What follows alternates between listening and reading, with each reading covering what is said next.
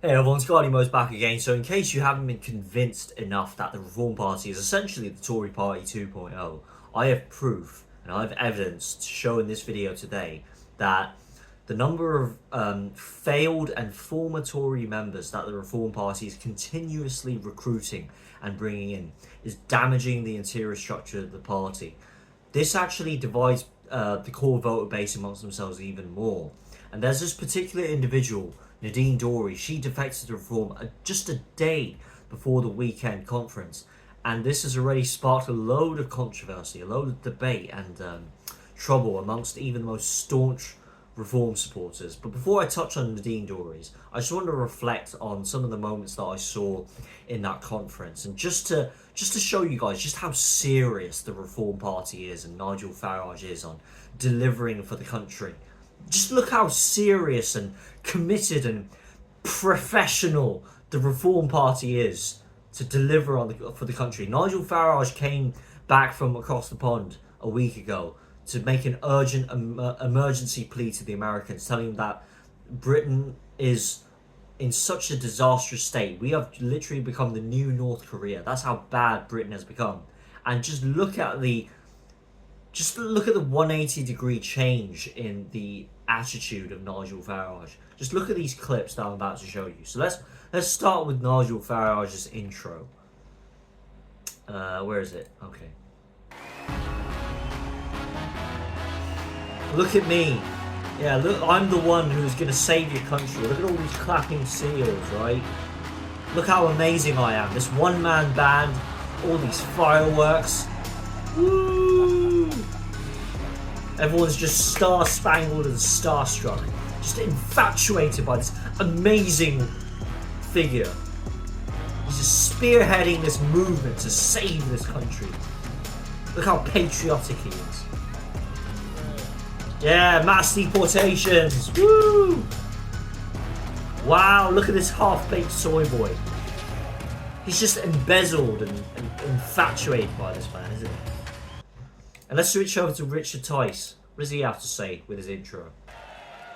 Are we enjoying ourselves? No. What a party, what an amazing... Yeah, whatever, Dick Tice. I haven't forgotten the moment when you came on to Steve Edgington's show, what you said about mass deportations. Let's just remind ourselves what you said. You're obsessed with it. I'll be long gone, put it like that. Yeah, that's a bit better, isn't it? Don't think I forgot about that, Dick Tice. I'll be long gone by the time the United Kingdom is destroyed and Sharia law takes over and there's millions and millions of Abduls, Mohammeds and Jamals. And look at all the switching of costumes. Do you like the suit? Look at this. What is this? Quick flash. Who does he think he is? Michael Jackson or something? It's like all this switching up of costumes. It's like some celebrity talent show. It's like he's designed this panto or something. Like you wouldn't believe that this was coming from a political party. Not professional at all. And don't even bring up Andrea Jenkins. This is just embarrassing. If you watch after you watch this and you get PTSD, don't blame me, because this is incredible. I am truly shocked. I'm an insomniac. Like, look at what is this? Like, she thinks she's Taylor Swift or something. Not a bad voice, by the way, but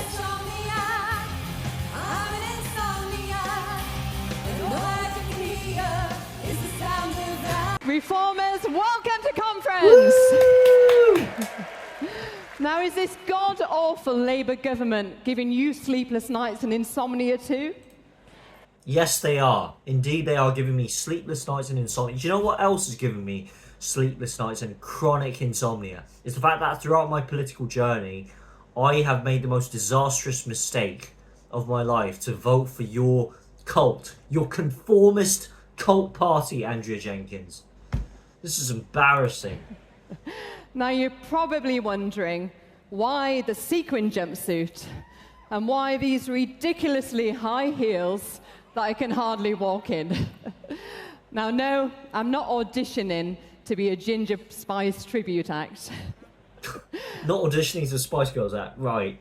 Yeah, I'm also wondering whether when Nigel Farage is going to develop that policy on mass deporting every single illegal migrant. Perhaps you might want to suggest that to your leader, Andrew Jenkins. This is coming from the party of common sense. Look how professional they are. That's amazing, isn't it? So on to Nadine Dorries, right. So there's a plethora of evidence out there to show that she was pro-vaccines, she was pro-vaccine passports, she was pro-lockdown, she was all about that at the time of 2020. She's a total fangirl of Boris Johnson. She's essentially the Boris Johnson fangirl version of Alex Phillips towards Nigel Farage. Like anyone who, or anything that is critical of Boris Johnson, she will defend to the teeth. Towards the ends of the earth, she would defend her best mate, Boris Johnson. She even defended him when he attended that Christmas party. Remember when we were all locked down, we were all locked inside of our homes, and the Tory members flaunted lockdown rules, and Boris Johnson was there. She defended him. This is Nadine Dorries for you. And in case you didn't know, she is the architect behind the online safety bill. Whether you like it or not, she was responsible for developing this bill that has done irreparable damage to suppress freedom of speech, to get people arrested, for police to have the capability to arrest people for mean tweets, offensive social media words, we love bacon, Graham Linehan.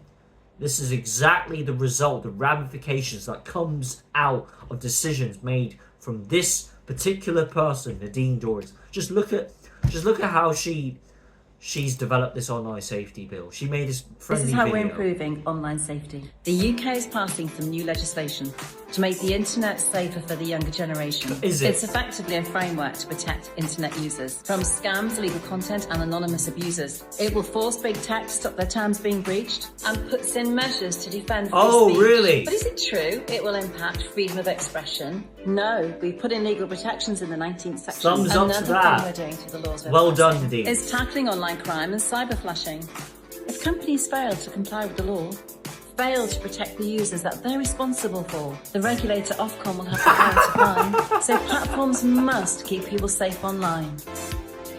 Mic drop moment, guys. Mic drop moment. She is literally supportive of Ofcom and all this big tech.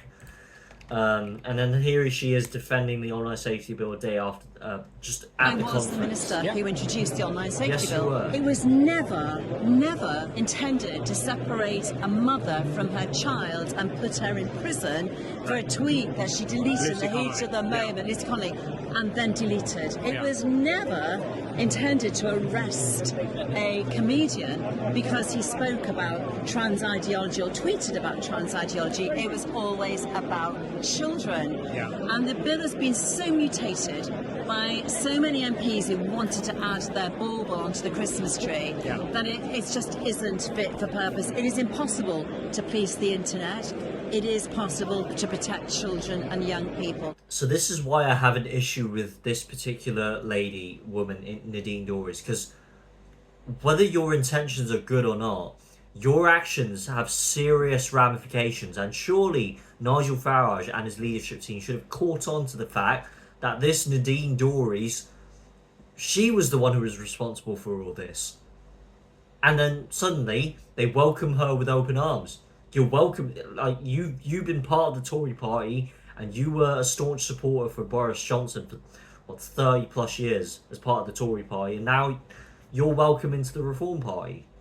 This has just absolutely gone off the charts. I just don't understand, because back in 2022, Nigel Farage made an insult towards Nadine Dorries. Have a look at this.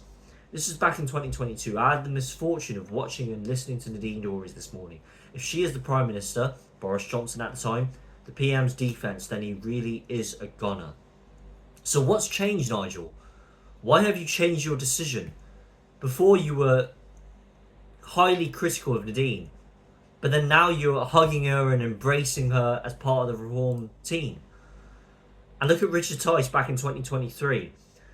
In the morning, Nadine said, the last thing I want to do is cause by-election constituency, and then hours later on Twitter, I'm standing down as MP with immediate effect. Never trust a Tory. Never trust a Tory come from Richard Tice. So you essentially erase the word never. Now you trust Nadine Dorries. I don't see your objections to Nigel Farage and recruiting Nadine Dorries. What do you have to say about this, Richard Tice? This is cause for serious concern. Because when you take in people like Nadine Dorries, Jake Berry, Andrea Jenkins, and even Sarah Puchin as well, she was a former Tory. You've got former Tories, former Lib Dems, former Labour. What are you turning the party into? Did you not see that this has bad optics for the reputation of the Reform Party? Don't you think that this would divide your core voter base, Nigel? And even Matt Goodwin is already kind of sceptical as well, when he's already critical of bringing in Nadine Dorries, because Nadine Dorries said a day after the conference that Boris Johnson and Nigel Farage should unite together. So essentially they should form a coalition and collaborate together to crush the Labour Party. The worst Prime Minister in British history has to work together with Nigel Farage. This is an urge from Nadine Dorries. According to Matt Goodwin, Reform doesn't need Boris, it can win the country on its own, and it certainly doesn't need somebody who very nearly destroyed the country by putting mass immigration on steroids. If Boris joined, I'd be the first out the door with thousands of others. That's coming out of Matt Goodwin. So if Boris Johnson was brought into the Reform Party, Matt Goodwin would be straight out the door. He would say, bye-bye, I have nothing to do with you lot. Because this has bad optics, seriously bad optics. This is the darling of the Tory party. She is best mates with Boris Johnson. And you think it's appropriate to bring in Nadine Dorries into your party. And let's just have a look at what she said about Boris Johnson. This is evidence that she actually is a supporter of him. This is back in January this year. Great to see Boris Johnson representing the UK today at the Donald Trump inauguration. Trump genuinely listens to and likes Boris. Boris may not be our PM anymore, but he always will speak for our country. He will also continue to make the case for Ukraine. So now I see why Richard Tice is happy to take in, happy to stroll along with taking in Nadine Dorries. Let's hear it from some of the Reform members as well. There's already this interior conflict that's kind of brewing. It's bubbling on the surface. You're already seeing this interior kind of controversy around Nadine Dorries, especially coming from Lila Cunningham. Let's see what she has to say in front of Alex What Phillips. do you think about Nadine joining your party? Listen, I think anyone can change their opinions and their minds, and I hope that's what she's done. I hope she's joined for conviction and not for political headlines. I am sceptical because she was, as you say, the author of the online safety bill, something that Reform and myself are very much against. We don't believe there should be any censorship or freedom of speech whatsoever. And don't forget, I think she was health minister in 2020 and was a big champion of lockdowns, which caused huge was a financial disaster, an economic disaster, and really, I think, tore at the fabric of our country. Like, totally, I agree 100% with Lila Cunningham on this. She's sceptical about the fact that we shouldn't be bringing in former Tories. Here she is on. I just don't think we should become rejected Tory parties members joining us.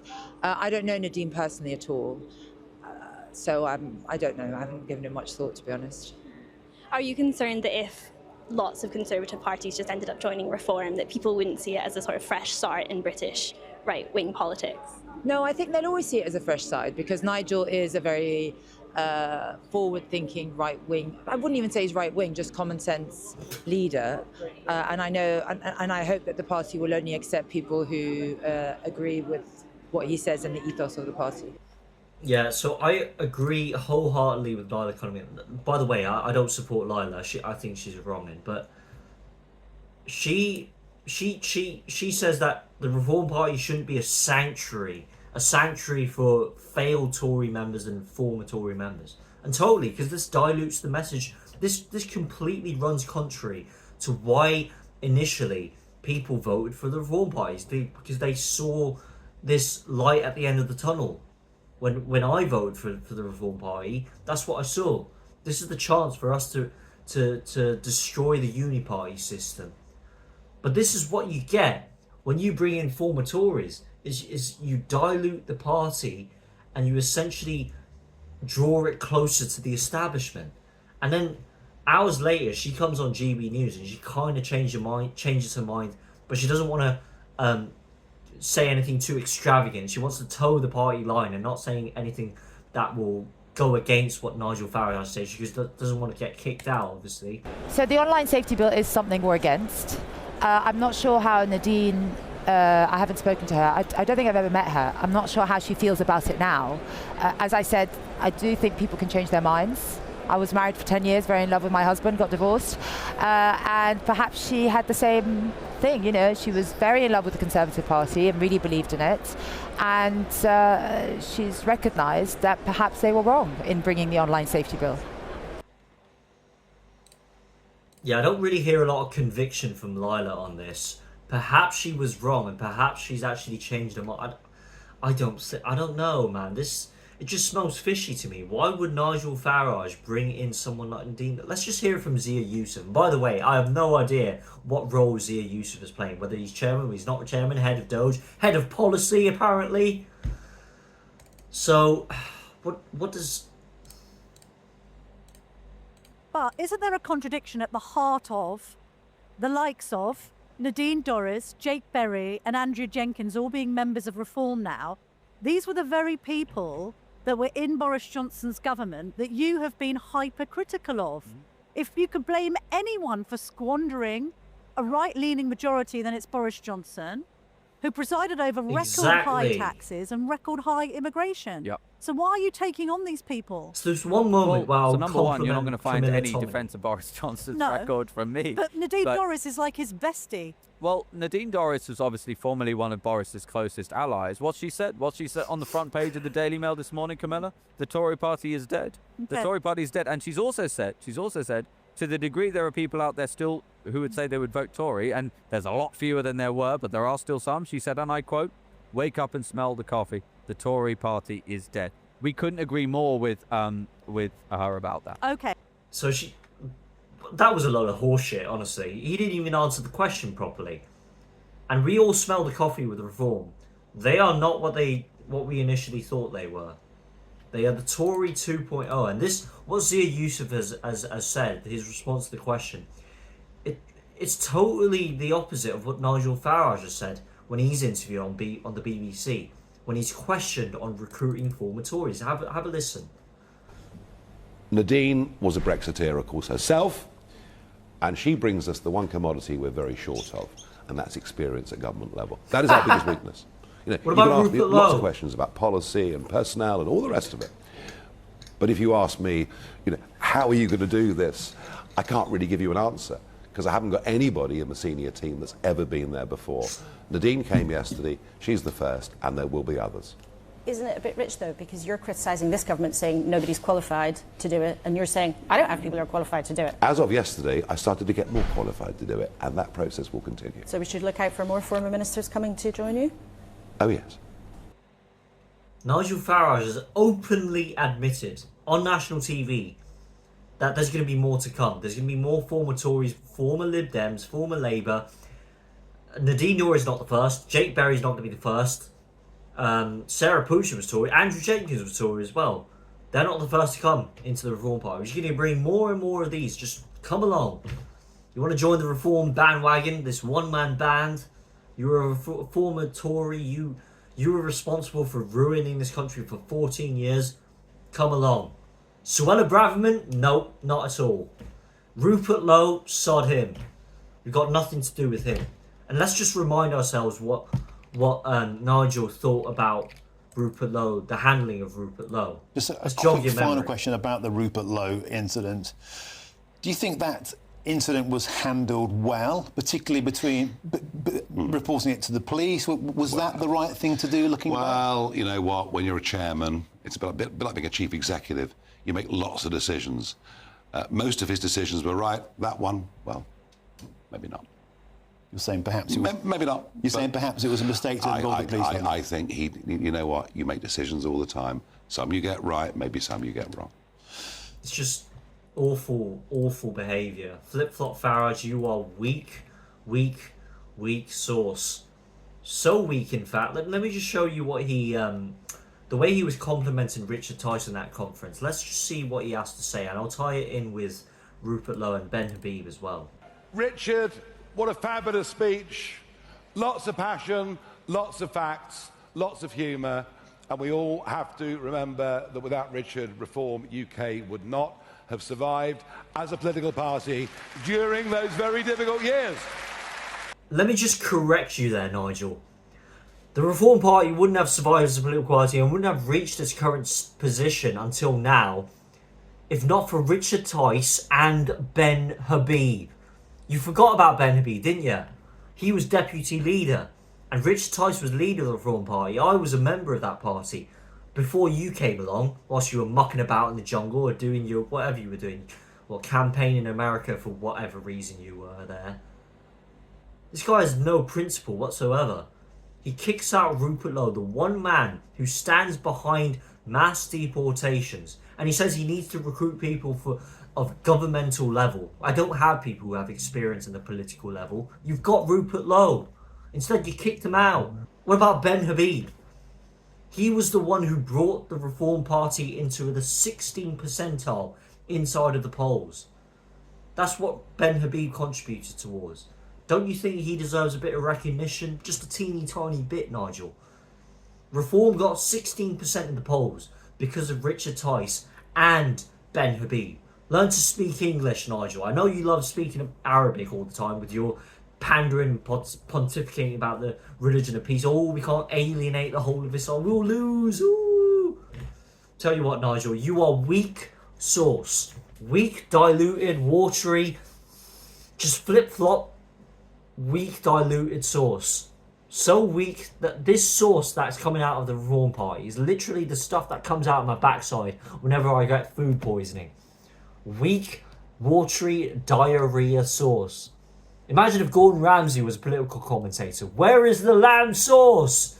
Where is the sauce that we were looking for, that we were hoping for? Nigel, there's light at the end of the tunnel to save our country. A man of principle, they say you are, Nigel. Oh, I'm so frustrated. If you're not convinced that the Reform Party has essentially been sucked into the establishment, then you need to get your rose-tinted spectacles out from beneath your eyes and not be such a moth to a flame and see it for the reality for what it is. And I'm sending a message. I'm not saying these people are evil. Alex Phillips, June Slater, Darren Grimes, Chloe Dobbs, Matt Goodwin. I'm not saying you're evil people, but just look with your eyes. Can you not see the blindingly obvious snakes in the grass? God. That's all I have to say, guys. Just leave your comments down below. Make sure you leave a comment giving me your thoughts and opinions about Nadine Dorries being recruited. And make sure, most importantly, you vote for Reform.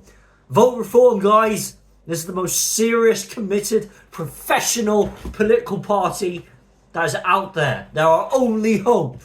Sod UKIP and Advance UK, whatever Rupert Lowe is developing. Vote Reform, guys. Nigel Farage is the man for us. To develop the right policies. To deport every single Mohammed, Abdul and Jamal that comes in. 500,000 of them will go within 5 years. Isn't that amazing? Wow. Sorry, I just had to make this rant, guys. This is absolutely just... This is beyond a joke. I'm going to stop the... I'm just going to press the... It's Guardian Most cocking out, by the way. I'll see you in the next one. So...